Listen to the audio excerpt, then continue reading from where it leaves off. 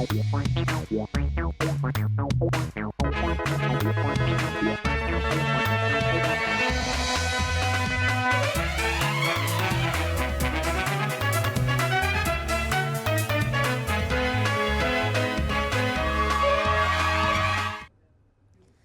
मेरा नाम है जयंती झा और आप देख रहे हैं राष्ट्रीय समाचार। पहले नजर डालते हैं हेडलाइंस पर।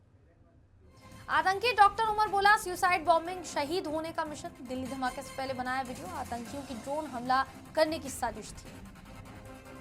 बेंगलुरु एयरपोर्ट पर चाकू लेकर दौड़ा युवक, टैक्सी ड्राइवर पर हमला करने की कोशिश की, सीआईएसएफ जवानों ने गिराकर चाकू छीना। छत्तीसगढ़ आंध्र प्रदेश की सीमा पर मुठभेड़, 1 करोड़ के इनामी नक्सली हिंडमा को मार गिराया। कानपुर में दहलाने वाला हादसा, आगरा एक्सप्रेसवे पर डबल डेकर बस पलटी, कई लोगों की मौत, दर्जनों घायल। जयशंकर बोले, भारत रूस के विकास से दुनिया को फायदा, दोनों के रिश्ते से अंतर्राष्ट्रीय स्थिरता। ट्रंप रूस से तेल खरीदने के कारण 50% टैरिफ लगा चुके। बाढ़ अनुमंडल के बाढ़ थाना क्षेत्र के अकबरपुर चौक पर राजकांत नामक युवक की गला रेतकर हत्या के मामले में सनसनी फैल गई है। परिजनों ने बताया कि सोमवार की रात राजकांत मोबाइल दुकान से काम कर घर लौट रहा था, तभी परिजनों को एक्सीडेंट की खबर मिली। जब घटनास्थल पर पहुंचकर देखा तो राजकांत की गला रेतकर हत्या करने की घटना दिखी। मृतक हर दिन दुकान से काम कर अपने घर लौटता था, पर सोमवार को हुई हत्या ने सनसनी फैला दी। बाढ़ थाना पूरे मामले की जांच में फिलहाल जुटा हुआ है। इस पूरे मामले पर रिश्तेदार का जो बयान सामने आया है, सुनिए। आए तो यहाँ गर्दन काटा हुआ हत्या है, सरासर हत्या है। यहाँ पे अगल बगल कैमरा लगा हुआ है, इसको प्रशासन से आने दीजिए, उनको से कहेंगे चेक करके हमको बताया जाए, उन पर एफआईआर किया जाए। क्या करते थे ये? मोबाइल शॉप में काम करते थे, रिलायंस जो है ना शोरूम, उसके सामने, फाजोदा की बिल्डिंग है उसके सामने। तो ये मतलब कई डेली इसी वक्त आता? डेली इसी वक्त में, ये डेली नित्य दिन आता था। अगले ये 5 बरस से ऐसे ही आ रहा था। बिहार विधानसभा चुनाव के नतीजे आने के बाद पूर्व मुख्यमंत्री लालू प्रसाद यादव के परिवार में जमकर तनाव देखने को मिल रहा है। उनकी बेटी रोहिणी आचार्य ने पार्टी और परिवार को अलविदा कहकर पटना छोड़ दिया। बड़े बेटे तेज प्रताप यादव को पार्टी से निकाले जाने के बाद जो पार्टी और घर का विवाद है, दबी जुबान में लोगों के बीच चर्चा का विषय था।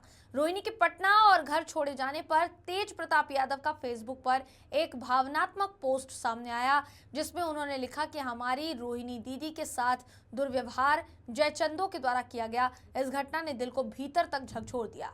मेरे साथ जो हुआ था वो मैं सह गया, लेकिन मेरी बहन के साथ जो अपमान हुआ है वो किसी भी हाल में असहनीय है। सुन लो जयचंदो, परिवार पर वार करोगे तो बिहार की जनता तुम्हें कभी माफ नहीं करेगी।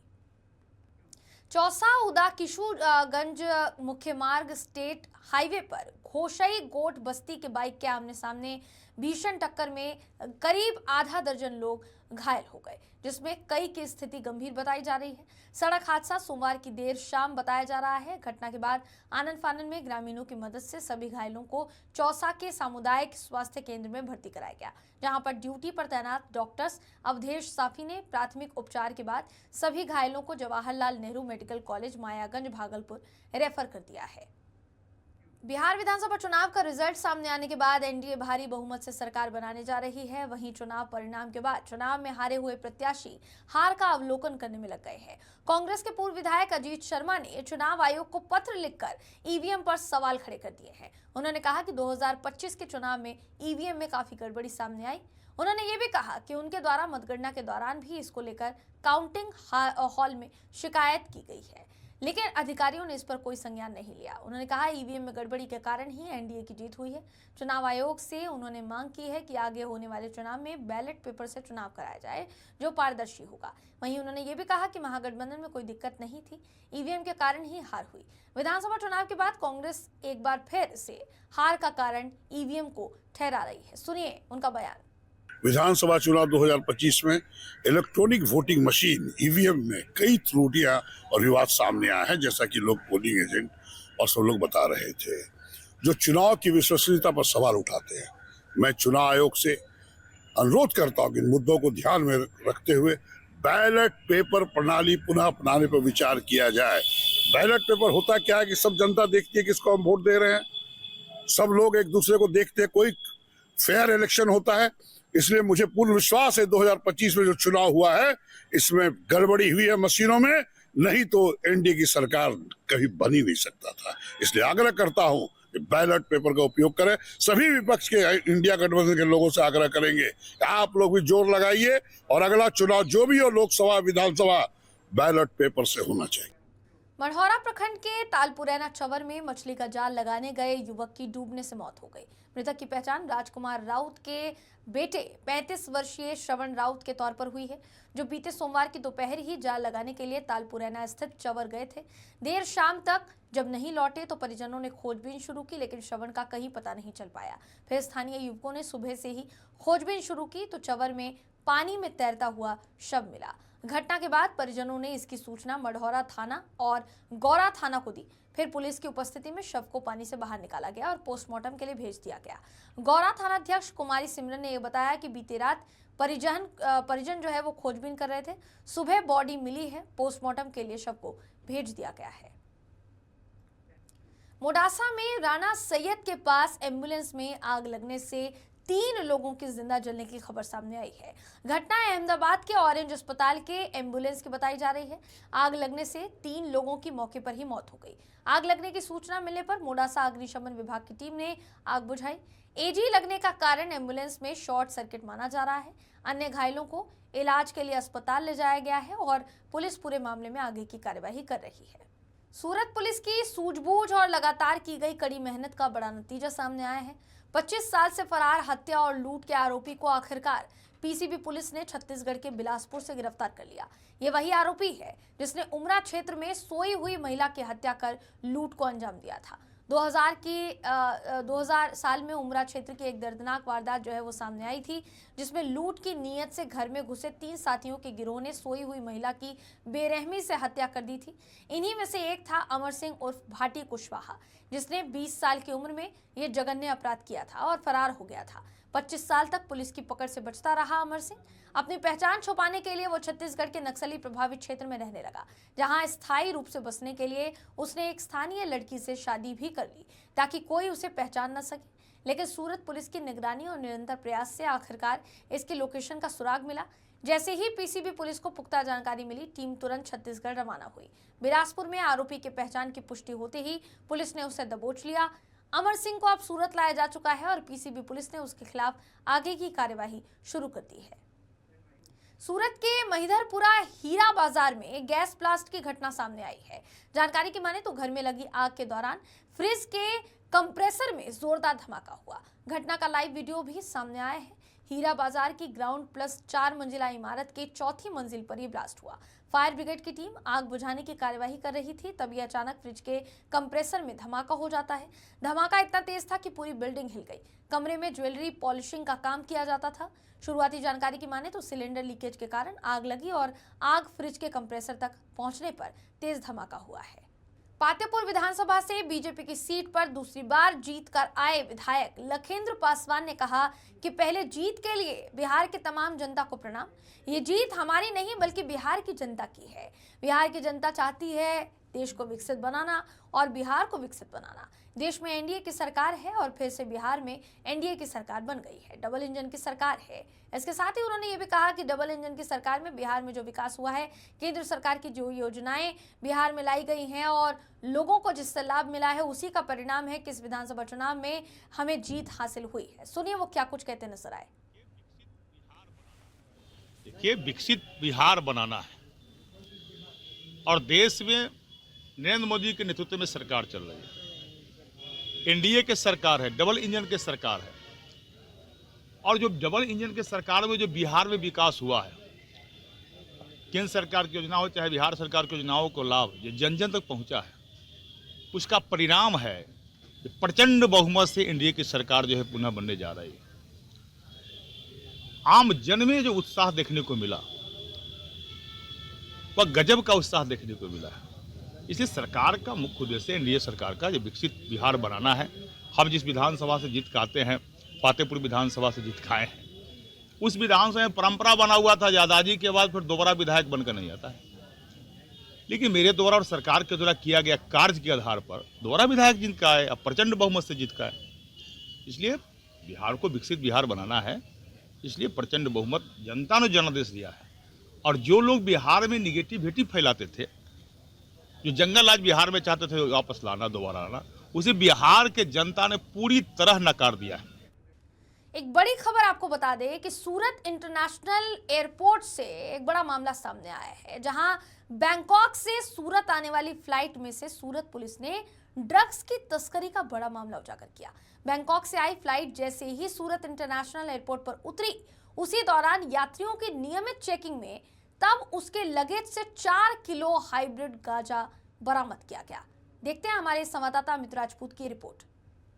सूरत शहर क्राइम ब्रांच को एक बड़ी सफलता हाथ लगी है। आपको बता दें कि सूरत शहर क्राइम ब्रांच द्वारा एक माहिती प्राप्त हुई थी कि सूरत के एयरपोर्ट पर गांजे का बहुत बड़ा कंसाइनमेंट आने वाला है, जिसके चलते सूरत क्राइम ब्रांच थी वो एयरपोर्ट पर चौकन्नी हो गई थी। इसी के साथ साथ अगर बात किया जाए तो जब सूरत क्राइम ब्रांच द्वारा जब बैंकॉक से जो फ्लाइट आई थी, उस दौरान जब चेकिंग की गई तो एक व्यक्ति था जिसका नाम जफर खान बताया जा रहा था। उसकी जो हलन चलन थी वो काफी शंकास्पद लग रही थी, तो जिसके आधार पर उसको दबोचा गया। और जब जफर खान को दबोचा गया तो उसके पास से तकरीबन 1 करोड़ 41 लाख का जो गांजा है वो बरामद हुआ।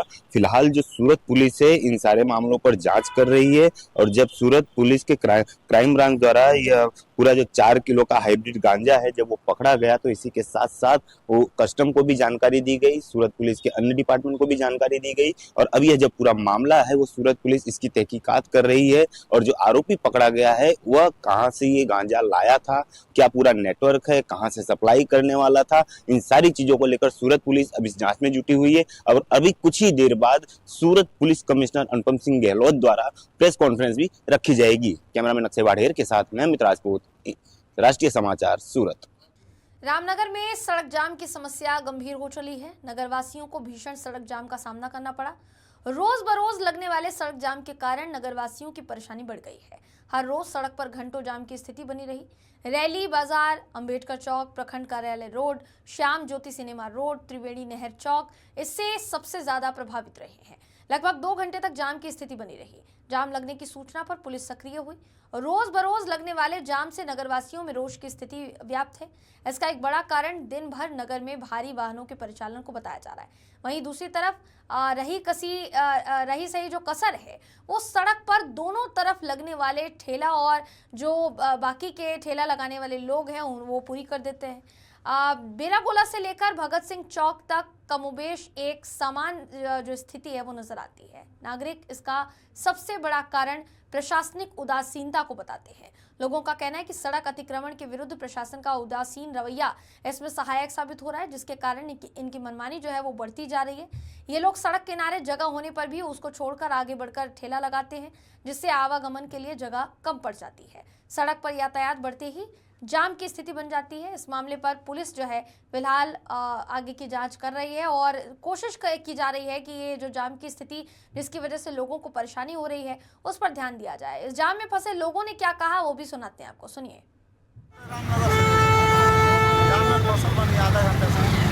क्या नाम पड़े, कहाँ जाएगा वह? 2 पैन कार्ड मामले में रामपुर से आजम खान को लेकर बड़ी खबर सामने आई है। अब्दुल्ला आजम के 2 पैन कार्ड मामले में रामपुर की अदालत में सुनवाई हुई। सुनवाई के दौरान रामपुर की अदालत ने आजम खान और उनके बेटे अब्दुल्ला को दोषी करार दिया है। कोर्ट ने आजम खान और अब्दुल्ला आजम को सजा सुनाई। कोर्ट ने दोनों पर 50-50 हजार का जुर्माना भी लगाया है। अब्दुल्ला आजम के 2 पैन कार्ड के मामले में ये सजा सुनाई गई है। MP MLA कोर्ट ने आजम खान और अब्दुल्ला को 7-7 साल की सजा सुनाई है। जानकारी की माने तो भाजपा विधायक आकाश सक्सेना ने 2019 में मुकदमा दर्ज कराया था। बेगूसराय में एक अज्ञात महिला का शव मिलने से इलाके में सनसनी फैल गई। हालांकि लोगों का कहना है कि अपराधियों ने इस महिला के साथ पहले दुष्कर्म किया और उसके बाद निर्मम तरीके से गला दबाकर हत्या कर दी। पानी में भी फेंक दिया गया शव, ये भी बताया जा रहा है। इस घटना की सूचना मिलते ही लोगों की काफी भीड़ लग गई। घटना मटिहानी थाना क्षेत्र के सीहमा गांव की बताई जा रही है। इस घटना के संबंध में लोगों ने बताया कि अपराधियों ने महिला के साथ पहले दुष्कर्म किया, उसके बाद उस महिला को निर्मम तरीके से गला दबाकर उसकी हत्या कर दी गई। इस हत्या करने के बाद महिला का शव पानी में फेंक दिया गया। वहीं इस दौरान लोगों ने भी बताया कि जब इस जगह कुछ लोग शौच करने के लिए गए थे तो तभी महिला का जो शव है वो पानी में तैरता हुआ दिखाई दिया। इस घटना की सूचना स्थानीय लोगों ने मटिहानी थाना पुलिस को दे दी है। इस मौके पर मटिहानी थाने पुलिस की जो जांच है वो जारी है। पुलिस ने पहुंचकर शव को अपने कब्जे में लिया और पोस्टमार्टम किया। बेगूसराय सदर अस्पताल उसको भेज दिया गया और आगे की कार्यवाही में फिलहाल पुलिस जुटी हुई है। दिनारा थाना क्षेत्र में रविवार की देर रात कुंड पुल के पास एक 20 वर्षीय युवक की गोली मारकर हत्या कर दी गई, जिससे पूरे क्षेत्र में दहशत और सनसनी फैल गई। मृतक की पहचान दिनारा निवासी कलेक्टर यादव के पुत्र सुधीर यादव के रूप में हुई है, जो स्नातक का छात्र था और साथ ही घर के कार्यों में भी हाथ बटाता था। गोली लगने के तुरंत बाद उसकी मौके पर ही मौत हो गई। सूचना मिलते ही दिनारा थाना पुलिस मौके पर पहुंची और जांच शुरू कर दी गई। पुलिस ने घटनास्थल से 3 खोखे बरामद किए हैं, जबकि मृतक की बाइक भी थोड़ी दूरी पर खड़ी मिली, जिसे कब्जे में ले लिया गया है। मौके पर फॉरेंसिक टीम को भी बुलाया गया। जांच के दौरान वहां से शराब की बोतलें भी बरामद हुई, जिससे संभावना जताई जा रही है कि वहां शाम में कुछ युवक शराब पी रहे थे और किसी विवाद के कारण फायरिंग की गई। मृतक के मोबाइल के कॉल डिटेल्स और लोकेशन खंगाले जा रहे हैं। साथ ही आसपास के रास्तों की सीसीटीवी फुटेज भी खंगाली जा रही है, ताकि घटनाक्रम की पुष्टि हो सके और आरोपियों की पहचान की जा सके। घटना के बाद स्थानीय लोगों में भारी आक्रोश नजर आया। ग्रामीणों का कहना है कि चुनाव खत्म होते ही अपराधियों का मनोबल बढ़ गया है और इलाके में पुलिस गश्त जो है वो बढ़ाना बेहद जरूरी है। लोगों ने प्रशासन से अपराधियों की जल्द गिरफ्तारी की मांग की है। पुलिस ने शव को पोस्टमार्टम के लिए सदर अस्पताल सासाराम भेज दिया है और मामले की गहराई से जांच की जा रही है। संकेत कुमार, जो कि अपर पुलिस अधीक्षक हैं विक्रमगंज के, उनका बयान सुनाते हैं आपको, सुनिए। आज सुबह दिनारा थाना में एक खबर आई कि एक युवक का लाश नहर किनारे पड़ा हुआ है, तो उसको सत्यापन के लिए जब थाना गई तो उस युवक की पहचान सुधीर कुमार, पिता कलेक्टर यादव, ग्राम दिनारा के रूप में हुई। और अभी जो प्रथम दृष्टया मामला जो अभी प्रतीत हो रहा है, उस संदर्भ में ये पता चल रहा है कि उनकी मृत्यु जो हुई है वो गोली लगने से हुई है। और साथ ही साथ जो घटनास्थल पे हमने एफएसएल टीम को भी बुलवाया और उसमें जो चीज़ें सामने आ रही हैं उसमें वहाँ घटनास्थल से दारू की बोतलें भी प्राप्त हुई हैं। तो इससे ये प्रतीत होता है कि शायद कल शाम में कुछ लोग वहाँ दारू का सेवन कर रहे थे और उसी में कुछ कारणवश उनके बीच में झगड़ा हुआ, जिस क्रम में उनमें से किसी के द्वारा इन पर फायरिंग की गई, जिसमें इनकी मृत्यु हो गई। खबर रोहतास जिला के डेहरी से है, जहां डेहरी के राष्ट्रीय राजमार्ग पर एक ट्रैक्टर में छुपाकर ले जा रहे 1 क्विंटल 27 किलो गांजा बरामद किया गया। बताया जा रहा है कि औरंगाबाद की तरफ से गांजा का जो एक खेप है ट्रैकर के माध्यम से लाया जा रहा था। पुलिस ने सूचना पर कार्यवाही करते हुए राष्ट्रीय राजमार्ग पर ट्रैक्टर को पकड़ लिया और एक तस्कर महेंद्र को भी गिरफ्तार कर लिया, जो बड्डी थाना क्षेत्र का रहने वाला है। इससे पूछताछ की जा रही है कि गांजा आखिरकार कहां से ले जाया जा रहा था। मामले पर एसपी रोहतास रोशन कुमार ने ज्यादा जानकारी दी है, सुनिए उन्होंने क्या कहा।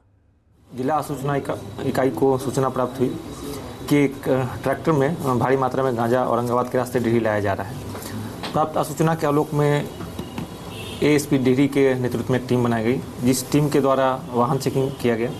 वाहन चेकिंग क्रम में ही जिस ट्रैक्टर के संबंध में आसूचना थी वह NH2 पर लक्ष्मी टीवीएस शोरूम के पास आता हुआ दिखाई दिया गया। जब उस उक्त ट्रैक्टर को रोककर जांच की गई तो उस ट्रैक्टर में 127 केजी गांजा बरामद हुआ और इस क्रम में एक व्यक्ति महेंद्र, पिता का नाम प्रसादी मुसर, जो मोहम्मदपुर थाना बड्डी जिला रोहतास के रहने वाले हैं, उसकी गिरफ्तारी हुई और ट्रैक्टर और 127 केजी गांजा बरामद किया गया है। ये गांजा जहां पहुंचाया जाना था उस संबंध में पुलिस को सूचना प्राप्त है, उसकी भी जांच की गई है और उसकी गिरफ्तारी के लिए भी छापेमारी जारी है और शीघ्र ही जो व्यक्ति को ये गांजा रिसीव करना था उसकी भी गिरफ्तारी की जाएगी और कहां से लाया जा रहा था इस संबंध में पुलिस के पास है। खबर पश्चिमी चंपारण के रामनगर से है, जहां रामनगर थाना क्षेत्र सिगड़ी ठूठी में एक घर में अचानक आग लग गई। आग की लपटें इतनी भयावह थी कि देखते ही देखते 2 घर समेत 5 बकरियां, धान, चावल समेत करीब 80,000 रुपए जलकर राख हो गए। आग लगने की वजह शॉर्ट सर्किट बताई जा रही है। आग की सूचना मिलते ही मौके पर दमकल विभाग की टीम पहुंची और ग्रामीणों के सहयोग से घंटों बाद आग पर काबू पा लिया गया। पूरी घटना रामनगर थाना क्षेत्र के सिगड़ी ठूठी गांव की बताई जा रही है। पीड़ित परिवार के सदस्य और स्थानीय वार्ड सदस्य के पति समेत किसने क्या कहा, सुनिए। जलल बा कपड़ा लता जलल बा, बीखो भाव जलल बा, चाउर किसान सब एको कपड़ा नहीं से पहुंचल। कितना घर जलल बा? 4 क्या नाम पड़ी तो देवकी मुखिया। तोरे घर हाँ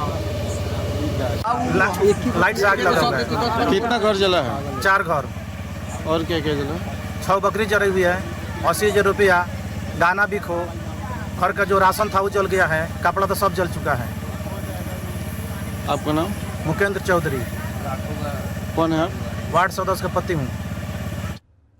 ईवीएम पर ठीकरा फोड़ने पर जगदानंद सिंह पर भाजपा के प्रदेश प्रवक्ता माफ कीजिएगा अरविंद सिंह का रिएक्शन जो है वो सामने आया है। सुनाते हैं आपको कि उन्होंने क्या कहा। जगता बाबू, आप जो है बिहार के संवैधानिक विभिन्न पदों पर रहते हुए कम से कम इस उम्र के चौथेपन में भारत के संविधान पर विश्वास करना सीखिए। संविधान लेकर के घूमने से संविधान का पालन नहीं होता है। संवैधानिक प्रक्रिया पर विश्वास कीजिए, संविधान के किताब में लिखे हुए शब्दों को पढ़िए और पालन कीजिए, और ईवीएम का ठिकरा बंद करके बिहार के विकास में लगिए। घर को बर्बाद करने का काम मत कीजिए। माई बहन योजना तो दिखाई पड़ रहा है बिहार में, जो आप लोग ने लागू करना चालू किया था। कम से कम इस चौथेपन में शर्म को शर्मसार मत कीजिए। थोड़ा सा बिहार में अपने पार्टी को और अपने पार्टी के इज्जत को बचाइए, और संवैधानिक पदों और संवैधानिक दायित्व को निर्वहन करना सीखिए और संविधान का सम्मान करना सीखिए। बिहार में नई सरकार के गठन की तैयारियां तेज हो गई हैं। 20 नवंबर को पटना के ऐतिहासिक गांधी मैदान में शपथ ग्रहण समारोह होगा। इस दिन मुख्यमंत्री समेत कई मंत्री पद और गोपनीयता की शपथ लेंगे। शपथ ग्रहण समारोह को देखते हुए पटना जिला प्रशासन पूरी तरह से सतर्क हो गया है। कार्यक्रम की सुरक्षा और व्यवस्था की अगर बात की जाए तो संचालन के लिए पटना डीएम डॉक्टर त्यागराजन ने सभी अधिकारियों और कर्मचारियों की जो छुट्टी है उस पर तत्काल प्रभाव से रोक लगा दी है। पटना जिलाधिकारी के आदेश के मुताबिक 20 नवंबर तक किसी भी परिस्थिति में किसी भी अधिकारी या कर्मचारी को छुट्टी नहीं दी जाएगी। सभी कर्मचारियों को अपने अपने कार्यस्थलों पर मौजूद रहने के लिए कहा गया है कि यह अनिवार्य है कि आप कहीं भी नहीं जाएंगे, ताकि शपथ ग्रहण समारोह की जो तैयारियां हैं और सुरक्षा जो व्यवस्था है उसमें किसी तरीके की कोई कमी ना रह जाए। बिहार की जनता ने एनडीए को भारी मतों से विजयी बनाया है। जनता की मिली प्रचंड जीत के बाद अगर देखा जाए तो मुख्यमंत्री नीतीश कुमार के नेतृत्व में एनडीए की नई सरकार के गठन की प्रक्रिया अंतिम चरण में है। राजधानी पटना के गांधी मैदान में 20 नवंबर को भव्य शपथ ग्रहण जो समारोह है वो किया जाएगा, जिसमें देश के प्रधानमंत्री नरेंद्र मोदी, जेपी नड्डा समेत अमित शाह, राजनाथ सिंह, कई राज्यों के मुख्यमंत्री, राज्यपाल समेत कई गणमान्य शपथ ग्रहण समारोह में शामिल होंगे। इस कार्यक्रम को भव्य रूप से पटना में आयोजित किया जा रहा है, जिसकी तैयारी जोर शोर से की जा रही है। इस पूरे मामले पर ज्यादा जानकारी के लिए हमारे साथ हमारे संवाददाता विवेक रंजन पटना से जुड़ रहे हैं, उनका सीधा रुख करेंगे। विवेक, क्या तैयारियां शुरू हैं? फिलहाल जो चहल पहल है वो शुरू हो गई है पटना में, जैसा देखा भी जा सकता है तस्वीरों के माध्यम से। गांधी मैदान में किस तरीके की तैयारियां हैं? बिल्कुल, गांधी मैदान में पूरी तरीके से तैयारी की अंतिम रूप दी जा रही है। बता दें कि 2 दिन से पहले से ही तैयारी चल रही है। जब से जो रिजल्ट आया उसके बाद जो है अगले दिन से जो है तैयारियां जो शुरू कर दी गई थी कि नई सरकार की जो गठन होगी वह गांधी मैदान में होगा। लेकिन जो समय निर्धारित नहीं हुआ थी कि कब जो शपथ ग्रहण होगा, लेकिन अब उसका भी समय जो निर्धारित हो गया कि 20 तारीख को जो है शपथ ग्रहण समारोह जो है रखा जाएगा वो गांधी मैदान में। इसमें देश के प्रधानमंत्री नरेंद्र मोदी और इसके साथ ही साथ देश के गृह मंत्री अमित शाह, देश के रक्षा मंत्री राजनाथ सिंह के साथ साथ देश के कई राज्य के जो मुख्यमंत्री हैं वो बिहार आएंगे और शपथ ग्रहण समारोह में जो है शामिल होंगे। बता दें कि 2005 में पहली बार जो है नीतीश कुमार जब मुख्यमंत्री बने थे तो उस समय भव्य तौर पर जो है वो गांधी मैदान में जो शपथ ग्रहण समारोह रखा गया था। उसके बाद जो है 2010 में रखा गया था, और जब 2015 में जब महागठबंधन के साथ सरकार बनी थी, नीतीश कुमार महागठबंधन के साथ चले गए थे, प्रधानमंत्री का जब उम्मीदवार नरेंद्र मोदी को 2014 में बनाया जा रहा था, उस समय नीतीश कुमार जो है ये चले गए थे महागठबंधन के साथ और महागठबंधन के साथ मिलकर सरकार बनाए थे। उस समय शपथ ग्रहण का समारोह का आयोजन किया गया था। और उसके बाद 10 सालों के बाद जो है बीच में जो कोविड का काल था, कोविड काल में इस तरीके से भव्य का आयोजन नहीं किया गया था, और 20 के बाद सीधे 25 में जो है आयोजन करवाया जा रहा है। और वहाँ पे तमाम जो लोग हैं तमाम लोग पहुँचेंगे। अगर सुरक्षा दृष्टि के मानकों से देखा जाए तो तमाम चीज़ों पर जो है पैनी नज़र रखी जा रही है। आज से ही परसों जो है शपथ ग्रहण का समारोह का जो है समय निर्धारित की गई और आज से ही उस तरफ जितनी भी गाड़ियां जो जा रही है गांधी मैदान की तरफ, तमाम गाड़ियों पर जो है पैनी नज़र रखी जा रही है और साथ ही साथ तमाम गाड़ियों को जो है जांच किया जा रहा है और तमाम जगह जो है फोर्सेस को तैनात कर दिया गया है, क्योंकि बगल में मरीन ड्राइव है, मरीन ड्राइव से उधर से भी गाड़ियाँ इधर आती है गांधी मैदान की तरफ, इसलिए वहाँ पर भी है सुरक्षा मानकों से लेकर वहाँ पर भी पुलिस प्रशासन की तैनात की गई है कि कोई भी गाड़ी आए उसको सघन जांच किया जाए और तमाम गाड़ियों पर पैनी नज़र रखा जाए। और इसके साथ साथ जो 20 तारीख को जो शपथ ग्रहण समारोह होगा वहाँ पे गांधी मैदान में, उसमें हर एक मानकों से लेकर पूरी तरीके से तैयारी की गई है, चाहे वो सुरक्षा मानकों से देखा जाए, चाहे आम जनता जो वहाँ पे जाएगी जिस शपथ ग्रहण समारोह में उनके लिए पेयजल के साथ साथ जो है टॉयलेट वगैरह तमाम जो व्यवस्था वहाँ पे बनाई गई है। और इसके साथ जो भी 2 मंच बनाए गए हैं, जो जिसमें एक मंच पर जो तमाम जो कैबिनेट के मंत्री होंगे, जो अभी मौजूदा मंत्री हैं, वो मंत्री उस पर रहेंगे और विधायक लोग उस शपथ में बैठेंगे। और दूसरी जो मंच बनाएगा उस पर प्रधानमंत्री नरेंद्र मोदी के साथ जो विशिष्ट अतिथि लोग हैं वो लोग रहेंगे वहाँ पे और नीतीश कुमार जो है वहाँ पे शपथ लेंगे। तो ऐसे में लेकर सुरक्षा मानकों से लेकर पूरी तरीके से गांधी मैदान को जो अभी से ही चौक चौबंद कर दिया गया है और पाबंदी लगा दी गई है, उस तरफ जितनी भी गाड़ियाँ जाएंगी उसके सघन जाँच किया जाएगा। लेकिन देखने वाली बात यह होगी जब 20 तारीख को शपथ ग्रहण समारोह होता है उस समय कितनी भीड़ जो है उमड़ती है गांधी मैदान में और कितने लोग जो हैं गांधी मैदान में पहुंचते हैं, क्योंकि बिहार का वो एक ऐतिहासिक मैदान है गांधी मैदान। वहाँ से जो ही नीतीश कुमार जो पहली बार जब मुख्यमंत्री बने तो वहीं पे शपथ लिया नीतीश कुमार, उसी मैदान से जेपी आंदोलन से भी आंदोलन में भी कूद पड़े थे। विवेक, यहाँ एक और जानकारी देखिए मिली थी विवेक कि दिलीप जायसवाल ने ही ये जानकारी दी कि लगभग 3 से 4 लाख लोगों के आने की संभावना जो है जताई जा रही है, क्योंकि गांधी मैदान की जो कैपेसिटी है वो उतनी ज़्यादा है और ऐतिहासिक इसलिए भी माना जाता है क्योंकि जेपी के आंदोलन से लेकर अभी तक जितने भी बड़े बड़े ऐतिहासिक राजनीतिक घटनाक्रम हुए हैं उसकी बिसात अगर कहीं पर बिछी है सबसे पहले तो गांधी मैदान से ही शुरू हुई। एक तरफ गांधी मैदान को लेकर तेजस्वी यादव ये कह रहे थे कि गांधी मैदान में शपथ ग्रहण समारोह होगा, तेजस्वी यादव जो है अपने आप को मुख्यमंत्री बनाने के लिए पूरी तरीके से तैयार थे और अब जो मामला है जो वो बिल्कुल पलट चुका है नतीजे सामने आने के बाद। एक तरफ जहां वो तैयारी चल रही है, दूसरी तरफ क्या माहौल देख पा रहे हैं आप, विपक्ष की तरफ से क्या माहौल देख पा रहे हैं आप विवेक? जी बिल्कुल, विपक्ष की ओर से दावा किया जा रहा था लगातार कि हम जो है 18 तारीख को शपथ लेने जा रहे हैं, यानी आज ही का समय जो है मुकर्रर किए गए थे कि आज शपथ लेने जा रहे हैं। लेकिन तेजस्वी यादव के जो सपना था वो सपना ही रह गया। तेजस्वी यादव लगातार जब चुनाव का जो परिणाम माफ़ करिए दूसरे चरण की जब वोटिंग हो गई थी उसके 2 दिन के बाद वो प्रेस कॉन्फ्रेंस करते हैं और कहते हैं कि हम लोग जो है 14 को सरकार बनाने जा रहे हैं। जब 14 तारीख को जब रिजल्ट आया एक दिन पहले उन्होंने प्रेस कॉन्फ्रेंस किया था कि हम लोग जो है सरकार बनाने जा रहे हैं, 18 तारीख को जो है शपथ लेंगे ऐतिहासिक गांधी मैदान। लेकिन अब उनका जो सपना है सपना रह गया। और वहीं दूसरी तरफ अगर दिलीप जायसवाल की बात कर लीजिए, दिलीप जायसवाल ने जैसा कहा कि वहाँ 3 लाख से अधिक लोग आएंगे, लेकिन देखने वाली बात होगी कि बीजेपी की से जो दावा की जा रही है कि उतने लोग आएंगे, लेकिन उनके लिए क्या कुछ व्यवस्था की जाती है। और प्रशासन जो है अभी तमाम जो पुलिस मुख्यालय की ओर से जो आदेश जारी किया गया, तमाम जो अधिकारी हैं उनकी जो है छुट्टी 20 तारीख तक रद्द कर दिया गया। किसी भी परिस्थिति में किसी को छुट्टी नहीं दी जाएगी, क्योंकि देश के प्रधानमंत्री नरेंद्र मोदी आ रहे हैं और इससे में प्रधानमंत्री के सुरक्षा से के लेकर साथ साथ जो बिहार के जो मुख्यमंत्री जो जब शपथ वहाँ पे लेंगे उनके सुरक्षा के मानकों से लेकर कई लाखों लोग जो आएंगे, उनके सुरक्षा की दृष्टि से जो तमाम जो प्रशासनिक महकमे हैं उनकी जो छुट्टी है वो बंद कर दी गई है। और ऐसे में छुट्टी रद्द करने के बाद जो है अब यह कहा जा रहा है कि जो वहाँ पर जो है कैपेसिटी और भी जो है आम लोगों के भी पहुँचेंगे, क्योंकि अमूमन देखते थे जब भी मुख्यमंत्री की शपथ होती है, जब भी कभी प्रधानमंत्री की शपथ होती है तो उस समय